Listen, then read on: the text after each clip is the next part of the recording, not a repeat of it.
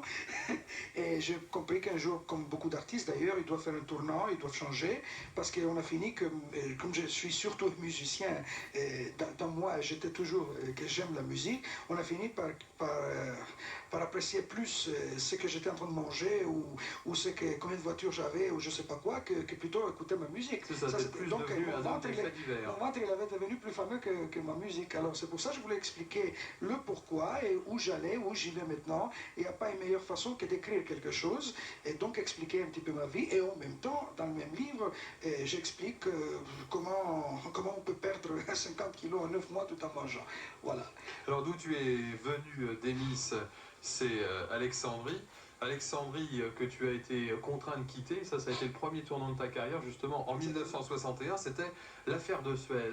Et on peut dire à chaque fois, tu t'en expliques d'ailleurs que le doigt du destin t'aide, on ne devient pas une superstar comme tu l'es d'ailleurs sans avoir le doigt du destin qui te donne un petit coup de pouce de temps en temps.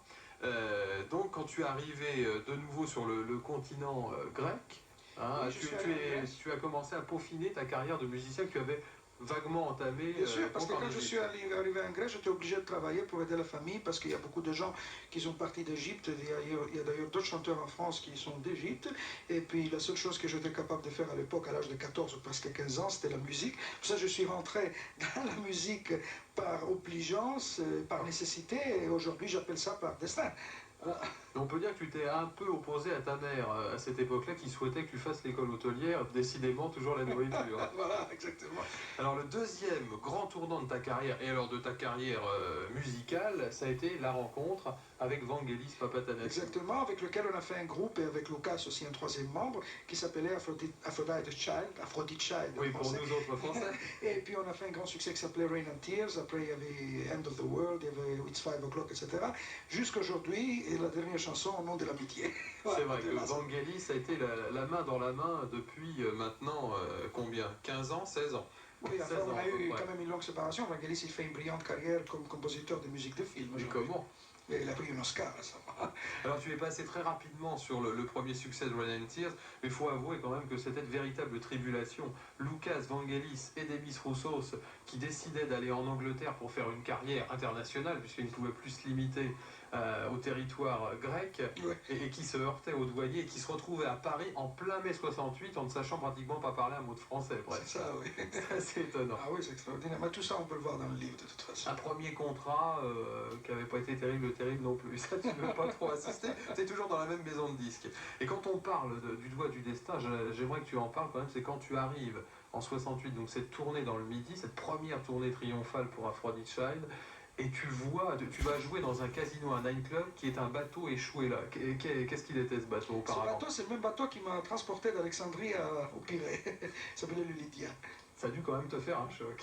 Ah oui, c'est quand même, il y a des choses fantastiques dans la vie. Alors, de tournant en tournant, on va arriver, et je crois que c'était important aussi, j'imagine, en tout cas si elle nous écoute, je crois qu'elle préférera que tu dises c'est important, c'est ton mariage avec Dominique, qui a justement lancé un peu cette carrière de Pacha, Demis Roussos, faut bien le dire. Non, ça c'est le mariage, c'était beaucoup après, la carrière de Pacha, elle a commencé beaucoup plus avant.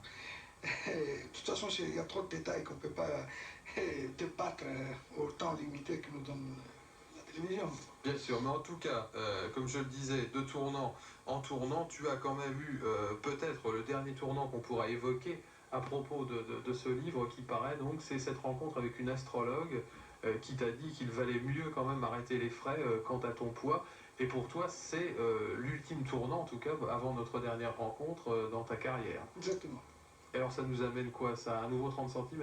Ça nous amène un nouveau 30 cm qui s'appelle Demis, le 45 tours qui s'appelle Au nom de l'amitié, et puis il y en a d'autres belles chansons. J'adore les enfants, parce que moi personnellement j'en ai 3, j'ai une fille et 2 garçons, et puis comme on se pose tous la question, qu'est-ce qu'ils vont devenir nos enfants dans le futur, je voudrais chanter une chanson qui s'appelle Les enfants du futur, qui fait également partie de mon 30 cm. Eh bien quand tu veux, Demis, et encore merci de nous avoir accordé ces quelques instants entre deux avions.